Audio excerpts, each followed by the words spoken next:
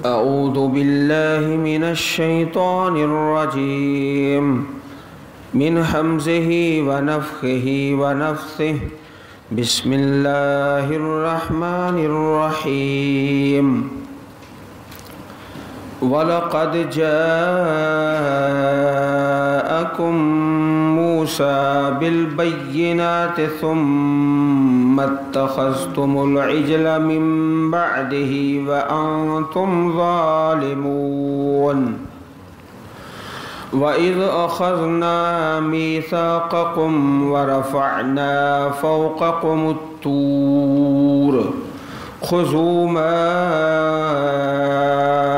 آتَيْنَاكُمْ بِقُوَّةٍ وَاسْمَعُوا قَالُوا سَمِعْنَا وَعَصَيْنَا وَأُشْرِبُوا فِي قُلُوبِهِمُ الْعِجْلَ بِكُفْرِهِمْ قُلْ بِئْسَ مَا يَأْمُرُكُمْ بِهِ إِيمَانُكُمْ إِن كُنتُم مُؤْمِنِينَ۔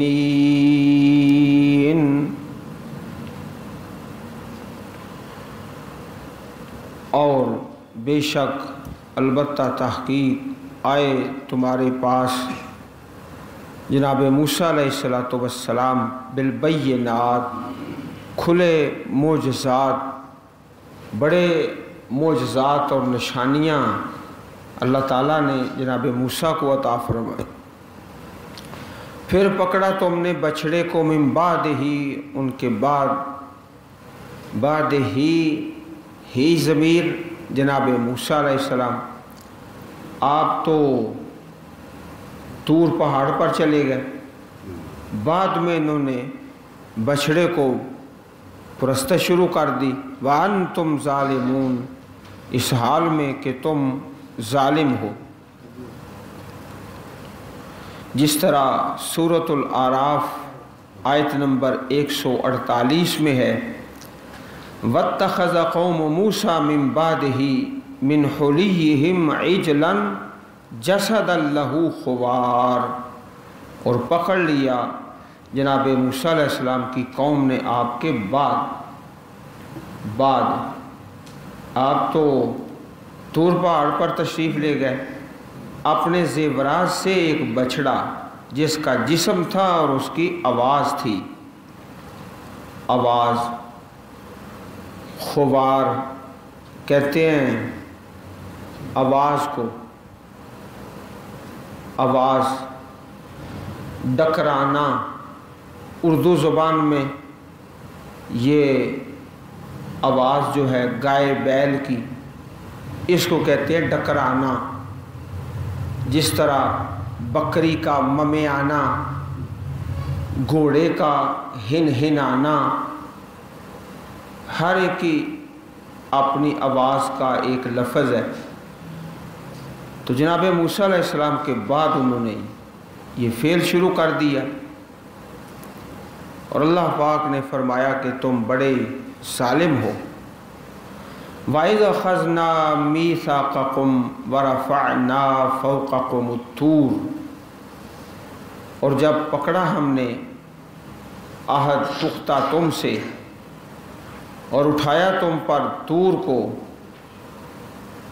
یہ واقعہ پہلے بھی گزر چکا ہے کہ اللہ تعالیٰ کی قدرت، اللہ پاک کی عظمت دکھانے کے لیے پہاڑ میں لرزہ طاری ہوگی کہ اگر تم نہیں قبول کرتے تو دیکھو اللہ تعالیٰ کی طاقتیں کہ پہاڑوں پر لرزہ طاری ہے۔ خُذُوا مَا آتَيْنَاكُمْ بِقُوَّةٍ وَاسْمَعُوا، پکڑو جو ہم نے دیا تم کو قوت کے ساتھ۔ پہلے بھی گزرا اس طرح سورۃ مریم میں ارشاد باری تعالی ہے یا یحییٰ خذ الکتاب بقوت، قوت کے ساتھ اللہ کی کتاب کو پکڑنا۔ سستی، کاہلی، کوئی بات مان لی کوئی چھوڑ دی، یہ اللہ پاک کو ہرگز گوارا نہیں، بلکہ مضبوطی کے ساتھ تھام کے رکھو۔ پڑھنا، ایمان لانا، سمجھنا، عمل کرنا پوری قوت کے ساتھ۔ واسمعوا، اور سنو،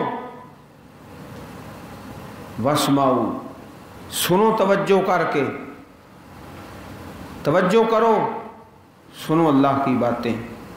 قالوا، کہا انہوں نے، یہودیوں نے، سمعنا وعصینا، ہم نے سن لیا اور ہم نے انکار کیا۔ سمعنا اس وقت کہہ دیا جب اللہ پاک نے عہد لیا، اس وقت کہہ دیا سمعنا۔ بعد میں ذرا سا پیچھے ہٹے تو کہہ دیا عصینا، ہم نے نافرمانی کی۔ ایک تو یہ تفسیر ہے۔ دوسری تفسیر اس کی یہ ہے کہ سمعنا اپنی زبان سے کہتے، ہم نے سن لیا، وعصینا، ہم نے نافرمانی کی، یہ زبان سے نہیں بلکہ اپنے عمل سے ثابت کرتے تھے۔ زبان سے کہہ دیا ہم نے سن لیا، لیکن عملی طور پر عصینا، یہ لفظ اپنے عمل سے ثابت کرتے۔ اور کچھ بعید بھی نہیں کہ زبان سے بھی کہہ دیتے ہو۔ سامنے جس قوم نے یہ کہا فَاذْهَبْ أَنْتَ وَرَبُّكَ فَقَاتِلَا، جاؤ تم اور تمہارا رب لڑو، ایسی قوم سے کوئی بعید نہیں ہے کہ وہ سامنے یہ کہہ دیں سمعنا وعصینا۔ مومن کا یہ لفظ نہیں۔ مومن کا لفظ کیا ہے؟ سمعنا واطعنا غفرانک ربنا وإلیک المصیر، ہم نے سن لیا اور ہم نے مان لیا۔ قرآن پاک میں یہ لفظ اسی طرح ہے۔ مومن کیا کہتا ہے؟ سمعنا واطعنا، یہ لفظ مومنوں کا نہیں ہے۔ سمعنا وعصینا یہ نافرمانوں کا ہے۔ وَأُشْرِبُوا فِي قُلُوبِهِمُ الْعِجْلَ بِكُفْرِهِمْ، اور ان کے دلوں میں پلائی گئی بچھڑے کی محبت ان کے کفر کے سبب۔ یہاں یہ لفظ آیا پلائی گئی، یہ نہیں آیا کہ کھلائی گئی۔ کھانے اور پینے میں فرق ہے۔ پینا جو ہے نا وہ زیادہ ہوتا ہے دن میں اور زندگی میں، کھانا اتنا نہیں ہوتا، پینے سے زیادہ تعلق ہوتا ہے۔ اس لیے یہاں یہ لفظ آیا وَأُشْرِبُوا، اور ان کے دلوں میں بچھڑے کی محبت پلائی گئی۔ کیا مطلب؟ کہ سر سے پاؤں تک پورے جسم میں سرایت کر چکی ہے، انگ انگ میں، ایک ایک جوڑ میں داخل ہو چکی ہے۔ اس کی مثال آپ یوں سمجھیں کہ ایک طالب علم بچہ ہے، اس کے دل میں محبت ہے موبائل کی، موبائل نہیں چھوڑتا، سبق نقصان ہو جائے، ماں باپ ناراض ہو جائیں، کہ اس کے دل میں یہ محبت پختہ ہو چکی ہے۔ اس طرح ہر آدمی کے دل میں ایک بچھڑا موجود ہے، اس کی شکل مختلف ہے۔ کسی کے دل میں اپنے کاروبار کی محبت ایسے ہے جیسے بچھڑے کی محبت ہے، پلا دی گئی ہے۔ کسی کے دل میں اپنی ملازمت اور نوکری کی محبت ہے، پلا دی گئی ہے، بھر گیا۔ جو بھی کسی کا بت ہے، کسی کے دل میں برادری کی محبت ہے، کسی کے دل میں چودراہٹ کی محبت ہے، تو یہ ساری محبتیں جب اللہ کی نافرمانی کی طرف لے جائیں تو سمجھو اسی طرح کی محبت ہے جس طرح بنی اسرائیل کے دل میں بچھڑے کی محبت ہے۔ آج بھی ہمارے دلوں میں ہے، لیکن اس کی شکل اور رنگ مختلف ہے۔ کسی کے دل میں کوئی ہے، کسی کے دل میں کوئی ہے، کسی کے دل میں کوئی ہے۔ قل فرما دیجئے بئس ما یأمرکم بہ ایمانکم ان کنتم مؤمنین، برا ہے وہ چیز، انتہائی بری ہے جس کا حکم تمہیں تمہارا ایمان دیتا ہے اگر تم ایمان والے ہو۔ بھئی کیسا ایمان ہے جو تمہیں شرک اور کفر کا حکم دیتا ہے؟ عجیب ایمان ہے۔ ایمان تو حکم دیتا ہے اطاعت کا۔ قل ان كانت لكم الدار الآخرة عند اللہ خالصة من دون الناس، کہہ دیجئے اگر تمہارے لیے گھر ہیں خاص اللہ کے ہاں سوائے لوگوں کے، پس تم تمنا کرو موت کی، ان کنتم صادقین، اگر تم سچے ہو۔ وَلَن يَتَمَنَّوْهُ أَبَدًا بِمَا قَدَّمَتْ أَيْدِيهِمْ، ہرگز نہیں تمنا کریں گے اس وجہ سے کہ جو آگے بھیجا ان کے ہاتھوں نے۔ وَاللَّهُ عَلِيمٌ بِالظَّالِمِينَ، اور اللہ تعالیٰ خوب جاننے والا ہے ظالموں کو۔ یہاں سے ایک عنوان شروع ہو گیا، یہود کو دعوت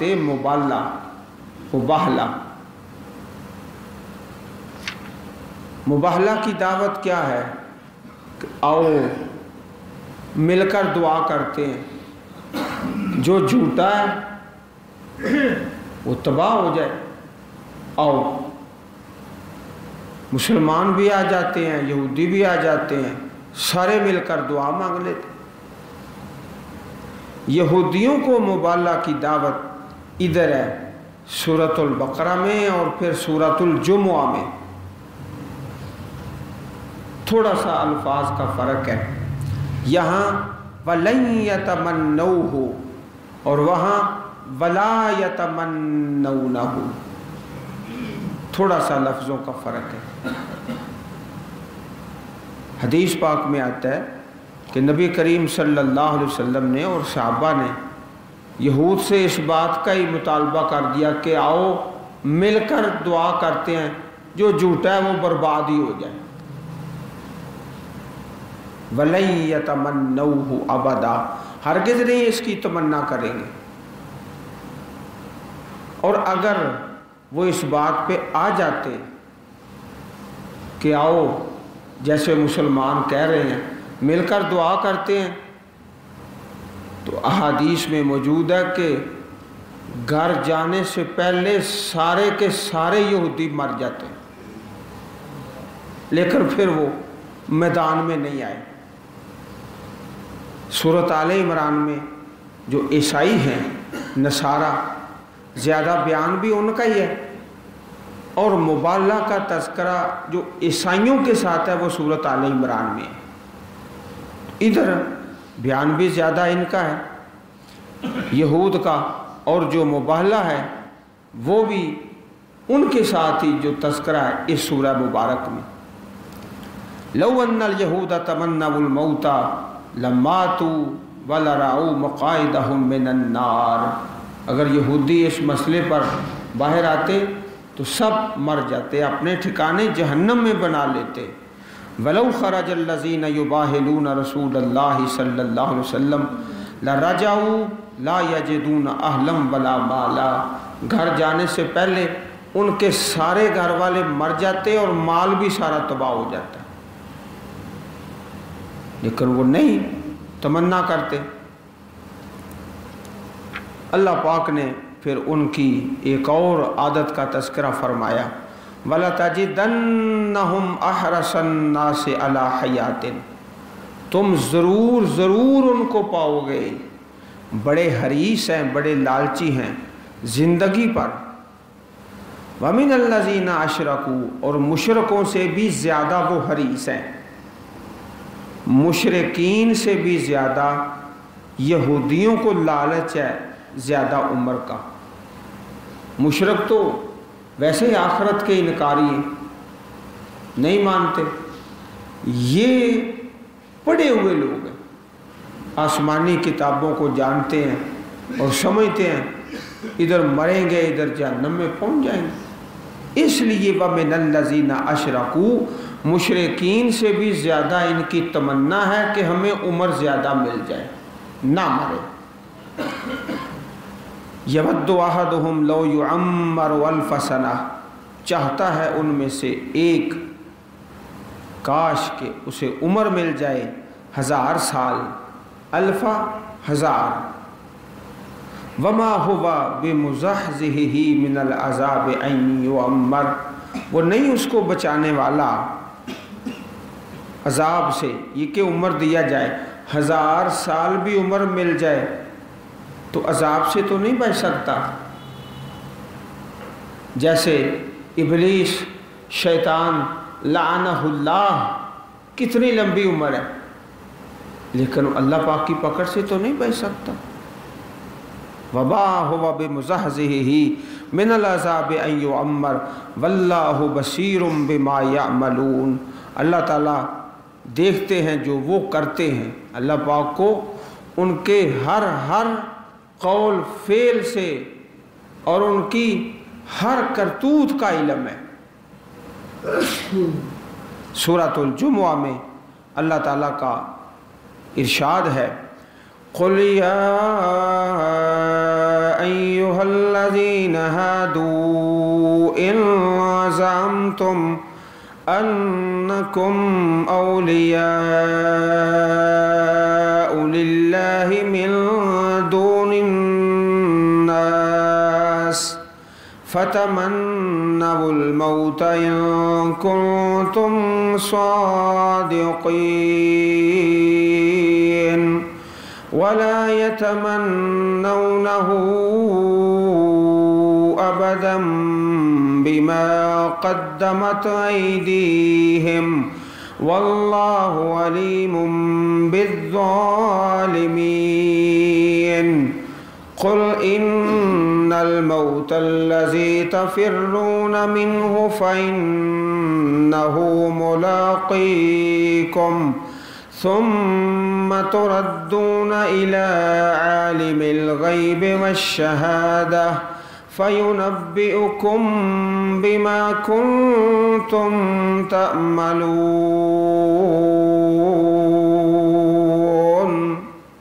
کہہ دیجئے اے یہود، اگر تم سچے ہو، اگر تم گمان کرتے ہو کہ تم اللہ کے ولی ہو لوگوں کے علاوہ، تو تمنا کرو موت کی۔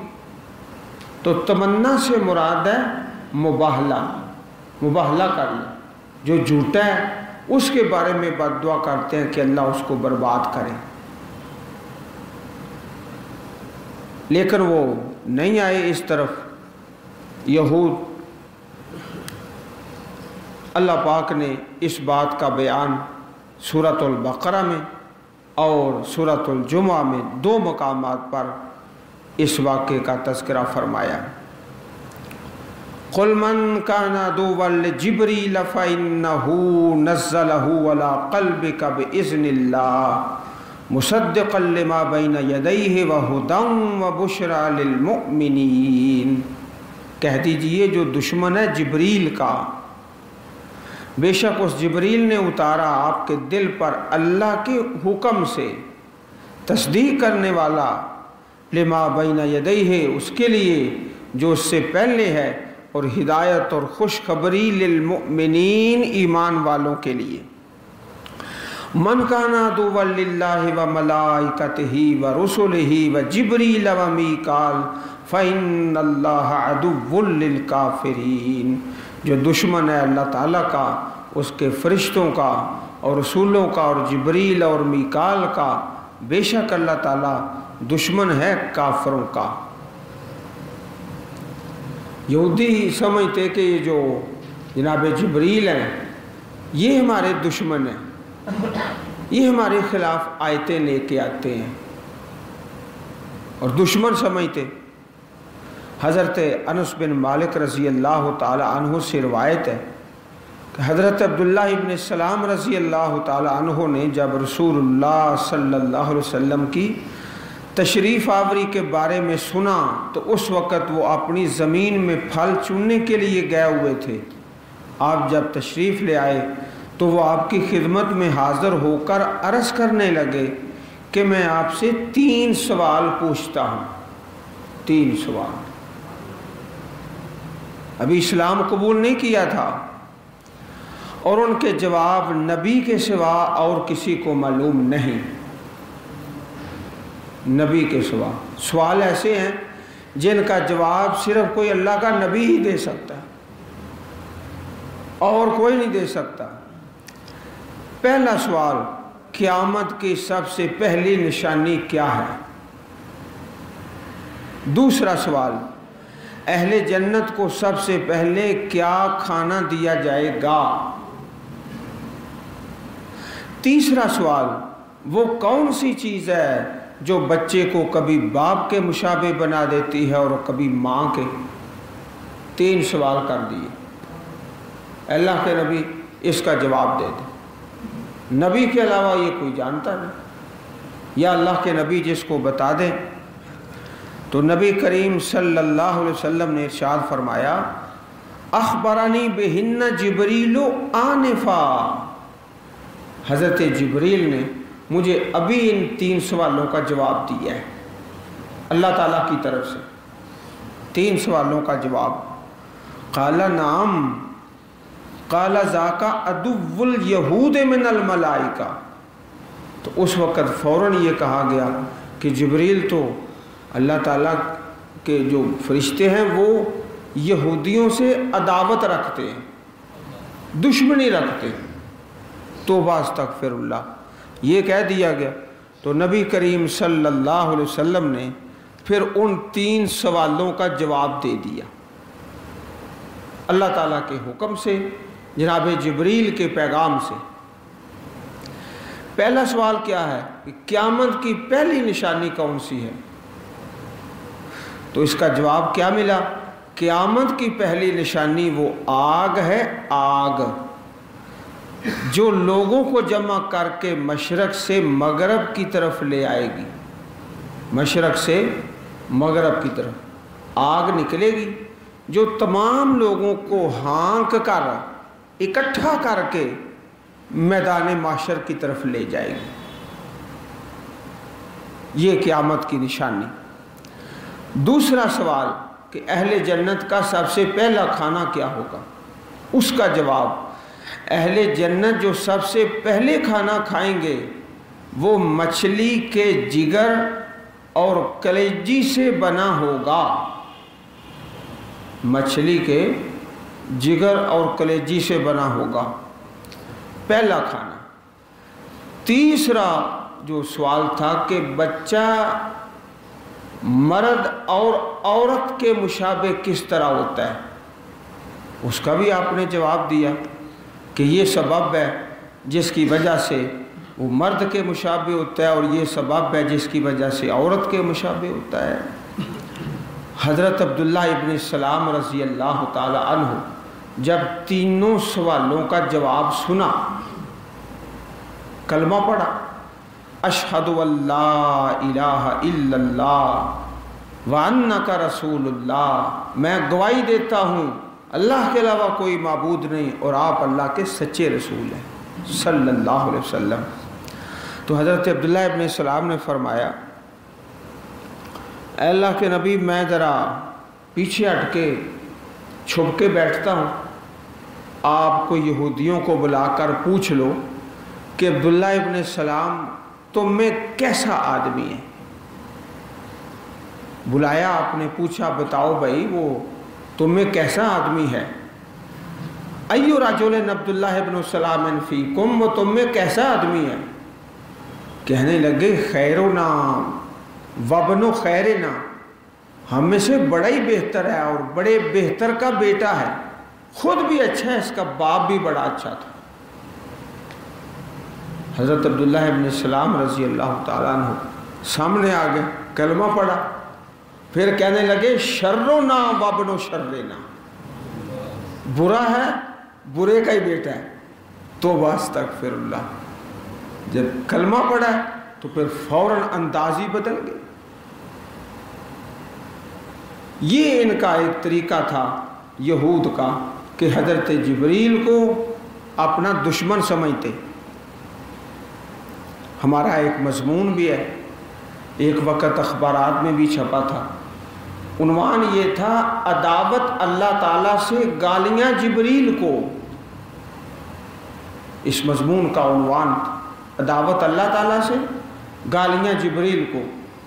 اچھا، مسلمانوں کے ملک میں رہتے ہیں، اللہ تعالیٰ کو یا اللہ کے فرشتوں کو تو کوئی برا کہہ نہیں نہ سکتا، چلو ایسا کرو مولویوں کو برا کہو۔ مولوی ہر وقت ڈراتے ہی رہتے۔ بھائی مولوی تم نہیں ڈراتے، رب کا قرآن ڈراتا ہے، تو کتاب اللہ کو تو کھلم کھلا نہیں نہ برا کہہ سکتے، نہ اللہ تعالیٰ کو۔ پھر کیا کہا؟ مولویوں کو برا کہنے شروع کر دیا۔ جس طرح بنی اسرائیل میں یہ تھا کہ اللہ تعالیٰ کو تو نہیں، چلو فرشتوں کو برا کہا، جب جبریل کو برا کہا۔ بھئی مولوی ڈراتے ہیں، رب کا قرآن ڈراتا ہے۔ آخرت سے، قیامت سے، جہنم سے بشارتیں اللہ کی طرف سے۔ علماء کرام تو صرف سنانے والے ہیں۔ تو یہ عام لوگوں کا طریقہ ہوتا ہے، عداوت اللہ تعالیٰ سے گالیاں جبریل کو۔ ایسا ہرگز نہیں ہونا چاہیے۔ اللہ تعالیٰ ہم سب کو سمجھ عطا فرمائے۔ وَلَقَدْ أَنزَلْنَا إِلَيْكَ آيَاتٍ بَيِّنَاتٍ، اور بے شک ہم نے اتاری آپ کی طرف روشن آیات اور دلیلیں۔ وَمَا يَكْفُرُ بِهَا إِلَّا الْفَاسِقُونَ، نہیں انکار کرتے ان کا مگر نافرمان فاسق۔ أَوَكُلَّمَا عَاهَدُوا عَهْدًا نَبَذَهُ فَرِيقٌ مِّنْهُمْ بَلْ أَكْثَرُهُمْ لَا يُؤْمِنُونَ، کیا اور جب بھی معاہدہ کیا انہوں نے، کوئی عہد کوئی میثاق، نبذہ پھینک دیا اس کو ایک فریق نے ان میں سے، بلکہ ان میں سے اکثر لا یؤمنون، ایمان نہیں لاتے۔ عہد کو توڑنا یہ تو یہودیوں کی تاریخ ہے، ماضی میں بھی اور حال میں بھی۔ عہد کو توڑنا تو معمولی بات سمجھتے، بھری پڑی ہے تاریخ عہد کو توڑنے کے اعتبار سے۔ وَلَمَّا جَاءَهُمْ رَسُولٌ مِّنْ عِنْدِ اللَّهِ مُصَدِّقٌ لِمَا مَعَهُمْ، جب ان کے پاس رسول آئے اللہ کی طرف سے تصدیق کرنے والے اس چیز کی جو ان کے پاس ہے، نَبَذَ فَرِيقٌ مِّنَ الَّذِينَ أُوتُوا الْكِتَابَ، پھینک دیا ایک گروہ نے ان لوگوں سے جو کتاب دیے گئے، کتاب اللہ وراء ظہورہم، اللہ کی کتاب کو اپنی پشتوں کے پیچھے۔ قرآن پاک کو جی پیٹھ نہیں کرنی۔ پیٹھ کیا ہے کہ جب پڑھنا نہیں، جب عمل نہیں کرنا، جب سمجھنا نہیں، یہ پیٹھ ہے۔ کتاب اللہ وراء ظہورہم، پشتوں کے پیچھے پھینک دیا۔ کأنہم لا یعلمون، ایسے ہو گیا جیسے وہ جانتے ہی نہیں۔ یہ ہے وراء ظہورہم۔ اب ہم نے کیا کیا کہ قرآن پاک کو اچھے سے غلاف میں بند کر کے اوپر رکھ دو، جہاں کوئی ہاتھ نہ پہنچے، نہ پکڑنا ہے، نہ پڑھنا ہے، نہ سمجھنا ہے، نہ اس پر عمل کرنا۔ اچھا چلو نکاح کرنا ہے بیٹی کا تو قرآن پاک لے آؤ، بڑے بڑے لفظوں والا، موٹے لفظوں والا۔ بیٹی نہ پڑھے گی اس کی ساس تو پڑھے گی نا، بیٹی نہ پڑھے گی اس کی ساس تو پڑھے گی نا، اچھا کہ اس نے نہیں پڑھنا۔ یہ ہے وراء ظہورہم کأنہم لا یعلمون، ایسے جیسے وہ جانتے ہی نہیں۔ اللہ احکم الحاکمین ہم سب کو قرآن کریم سمجھنے اور اس کے مطابق عمل کرنے کی توفیق عطا فرمائے۔